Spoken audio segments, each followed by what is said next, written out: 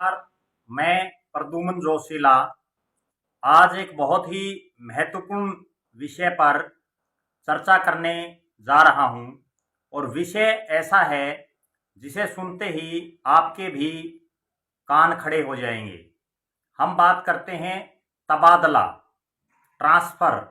Transfer एक ऐसा शब्द है जिसको सुनते ही विशेषकर हरियाणा प्रदेश में लोगों की सांसें रुक जाती हैं, कर्मचारियों की नींद उड़ जाती है। अभी कुछ दिन पहले ही एक बहुत बड़े नेता ने प्रदेश में विभिन्न सार्वजनिक कार्यक्रमों में ट्रांसफर ना होने का मलाल भी जाहिर किया। इसके अलावा बहुत बार बहुत से नेता अपने समर्थकों के समय पर ट्रांसफर ना होने या उचित जगह पर ट्रांसफर ना होने की शिकायतें भी लगातार करते रहते हैं। इसी गंभीर और बहुत ही महत्वपूर्ण विषय पर चर्चा करने के लिए और इस पर उनका क्या व्यू है जानने के लिए हम बातचीत कर रहे हैं हरियाणा से राज्यसभा सांसद lieutenant general retired doctor DP Vats ji से। डॉक्टर साहब, आपका बहुत बहुत स्वागत है। सबसे पहला जो प्रश्न है, जो ट्रांसफर या उसको हम हिंदी में तबादला कह सकते हैं, आप इसको पूरी प्रणाली को क्या मानते हो? देखो, जी इसको साइंटिफिकली देखा जाए जी तो मेरा फौज का अनुभव भी है। जी और अब पिछले 12 साल से मैं सिविल में भी हूँ। जी फौज में तो ट्रांसफर्स बड़े ही एक फिक्स्ड वे में होते हैं। जी।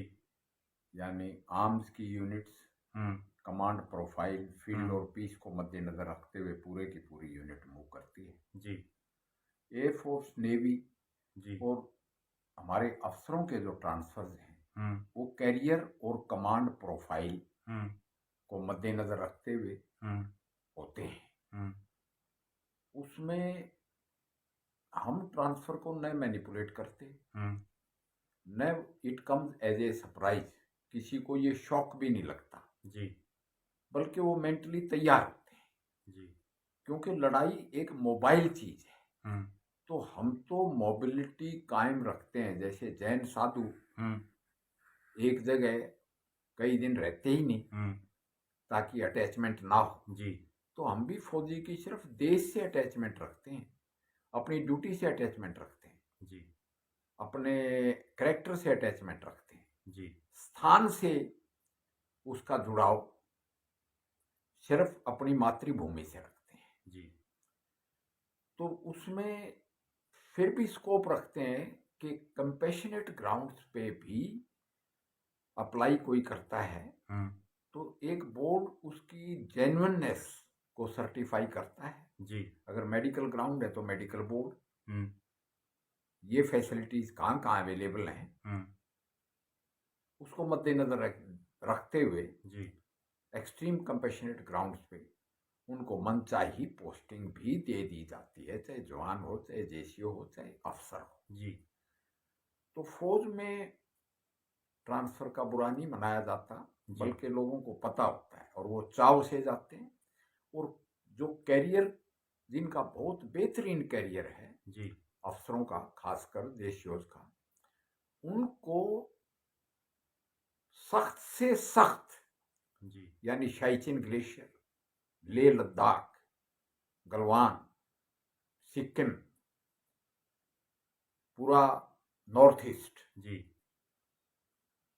इस तरह की कश्मीर घाटी, इस तरह की पोस्टिंग्स दी जाती हैं। और हम देखते हैं कि उस पोस्टिंग के दौरान उनकी परफॉर्मेंस कैसी रही। जी फिर कोर्स रिपोर्ट्स।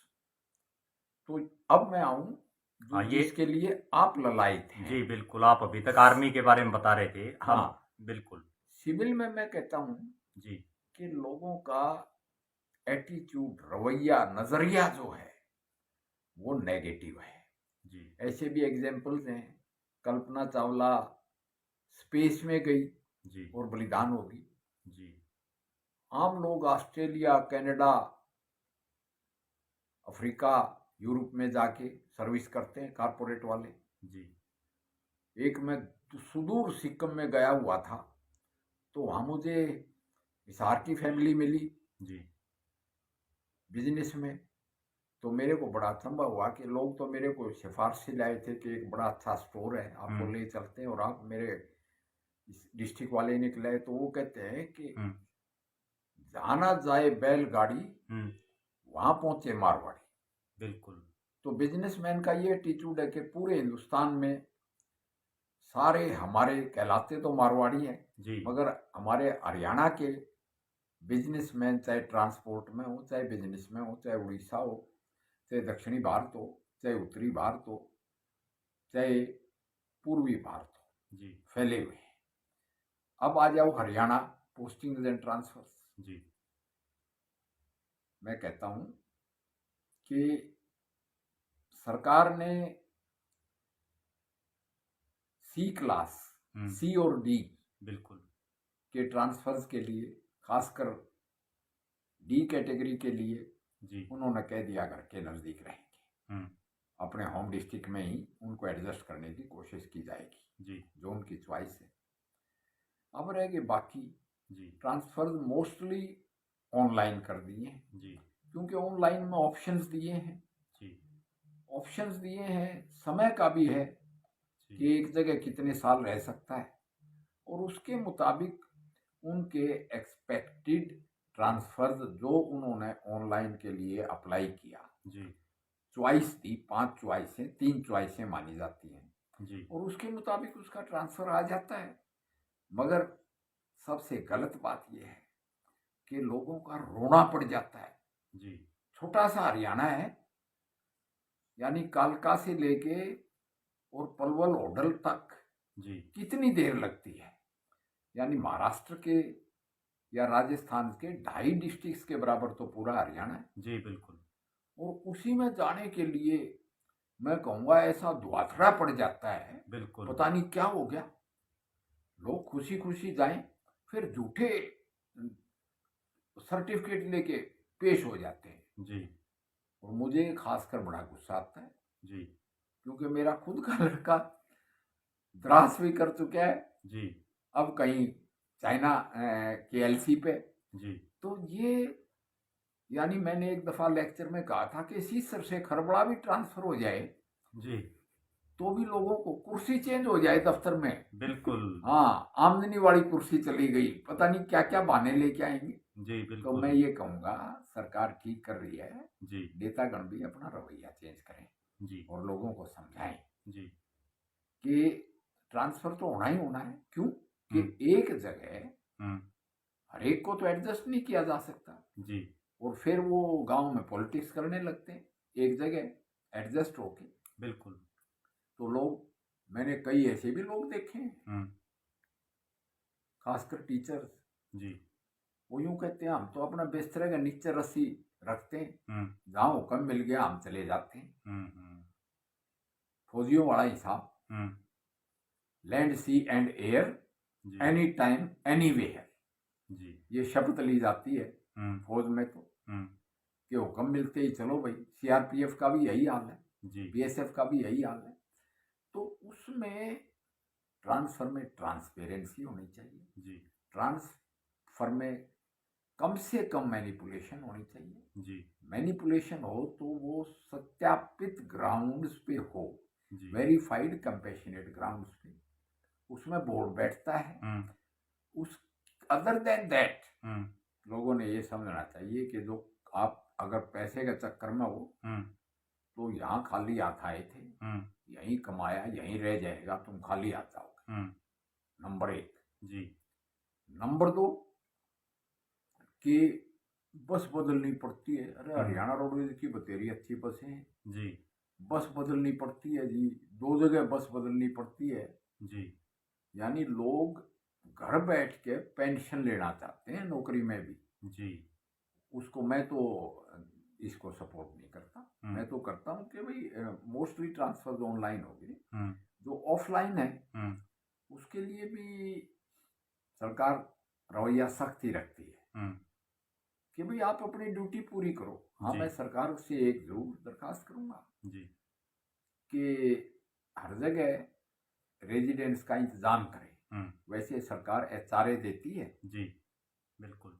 एचआरए लोग क्लेम भी करते हैं, बिल्कुल। बिल्कुल। मगर इसमें मेन चीज तो एटीट्यूड की है। यानी फिर मैं रिपीट करूंगा, जब आप डिप्रेशन में आए ट्रांसफर की वजह से, नींद तो उड़ जाती है कर्मचारियों की। हाँ, तो बिल्कुल आप फौजियों को देखें, जी।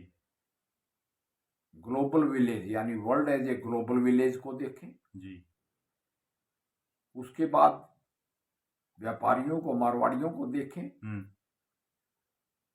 और अपना मेंटल एटीट्यूड और रवैया दुरुस्त, यानी एक तंदुरुस्त, एक पॉजिटिव रवैया अपनाएं। और मैं तो ये कहूँगा कि मोदी जी भी बड़े मोबाइल रहते हैं।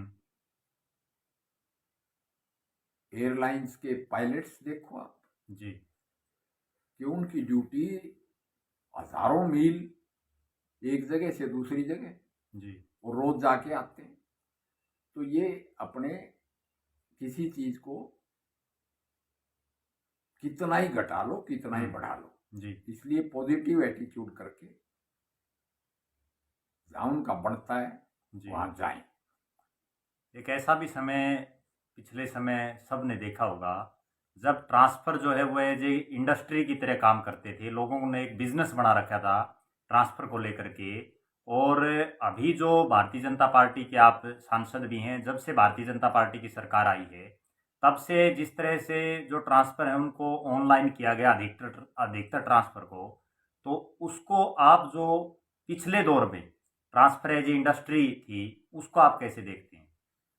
चाहे किसी भी दौर में, जी, अभी भी मैं पूरी तरह खुश नहीं हूं, जी, क्योंकि क्लास 1 अफसर्स के ट्रांसफर बहुत जल्दी जल्दी कर दिए था। बिल्कुल।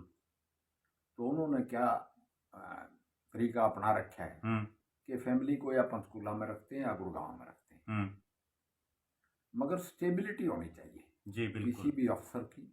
उनको काम करने का मौका देना चाहिए, और बिल्कुल। उनके ट्रांसफर्स उनकी कैरियर प्रोफाइल के मुताबिक होने चाहिए। कैरियर प्रोफाइल जैसे एक HES अफसर है, उसको रेवेन्यू अफसर रखो, रोडवेज में रखो, स्टेट अफसर रखो, उसके बाद उसको SDM लगाओ, सिटी में स्टेट लगाओ। यानी उनका कैरियर प्लान होना चाहिए, और कैरियर प्लान उनकी परफॉर्मेंस एंड इंटेग्रिटी के मुताबिक होना चाहिए, न कि वो पॉलिटिशियंस के चहेते रहे। और अफसरों को भी मैं उनको भी एक संदेश दूंगा कि वो निर्भय होके अपनी इंटेग्रिटी का ख्याल रखते हुए जी, बगैर दबाव के फैसले लें, जी, न कि फुटबॉल बने घूमते थे। बिल्कुल। बहुत बड़ी बात जो है डॉक्टर वत्स ने कही है। इसके अलावा अगर एक और बात अगर हम देखें डॉक्टर साहब, पिछले दौर में भी और हो सकता है अब भी कुछ एक नेताओं के आगे पीछे उनके समर्थक सिर्फ तबादलों के लिए ही घूमते रहते हैं। लेकिन पहले तो ठीक है तबादले हो जाते थे, अब उनको निराशा हाथ लगती है।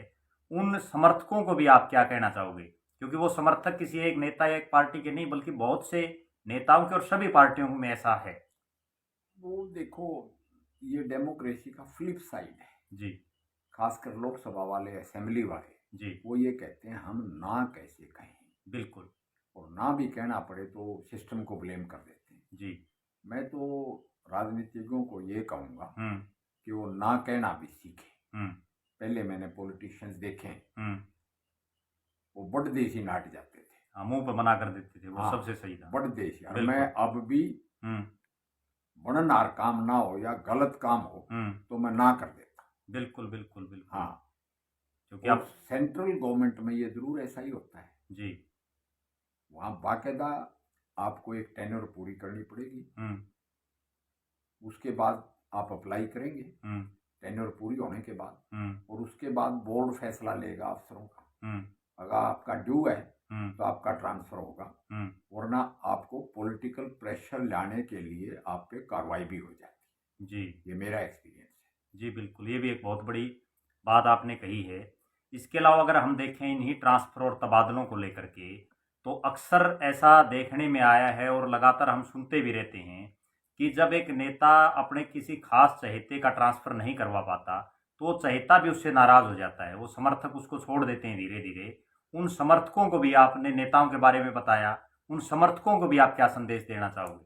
समर्थकों को मैं ये संदेश दूंगा कि न तो नेता गणित ने देखो जी, आपको पता है कि पिछले 10 सालों में जी, इलेक्शन जी, में क्या मुहिम होती है, जी, बिल्कुल, क्या लहर होती है, बिल्कुल, और इन बातों को मद्देनजर रखते हुए कोई समर्थक आपको इतना चीप तरीके से छोड़ता है, तो मैं कहता हूँ नेतागण अपना स्टैंडर्ड इम्प्रूव करें और ऐसे समर्थकों को साफ कह दें कि आप गलत बात कह रहे हैं भाई, नहीं करते।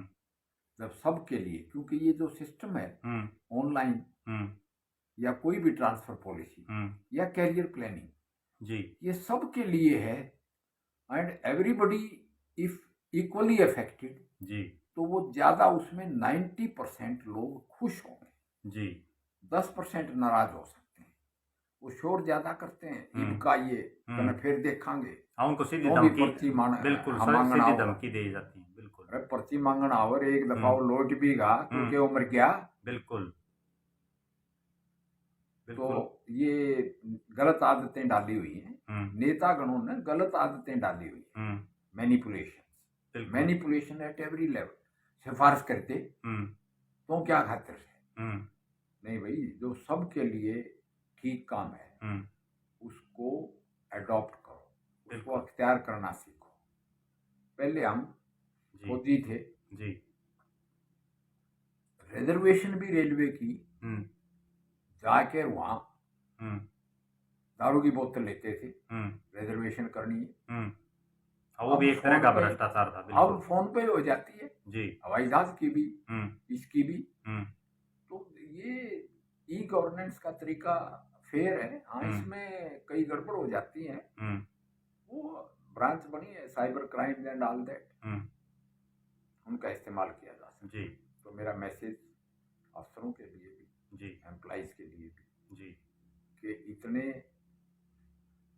मुर्दार ना बने, जी, खुददार बने, जी, ईमानदार बने, जी, क्योंकि सरकार एम्प्लॉय से चलती है, जी, और मैं तो ये कहूंगा पॉलिटिशियन की गलत बात ना माने, करण जो उनको ट्रांसफर, जी, कई बार आपने एक अभी बहुत बड़ी बात कही है, कई बार नेता भी अगर उनका कोई चहेता उस पोस्ट पर ना हो तो किसी दूसरे को लाने के लिए उस कर्मचारी की या अधिकारी की ट्रांसफर करवा देते हैं, जिस पर अक्सर कई बार विवाद भी खड़ा हो जाता है।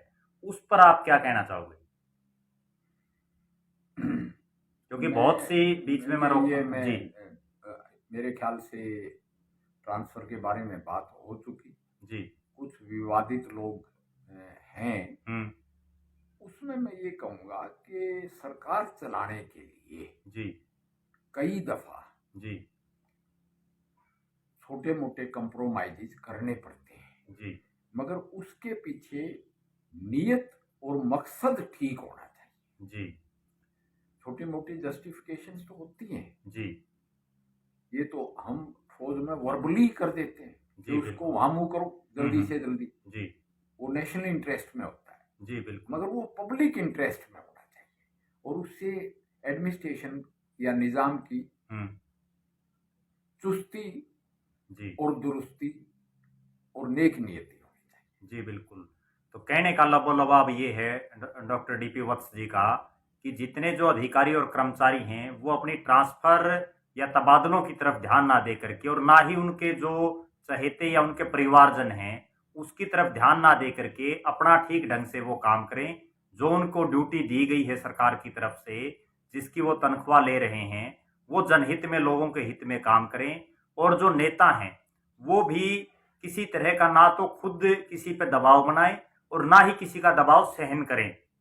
इतनी विस्तृत रूप से आपने चर्चा की, आपका बहुत बहुत धन्यवाद डॉक्टर डीपी वत्स जी का, और आप सभी दर्शकों का भी बहुत बहुत धन्यवाद। जय हिंद, जय भारत।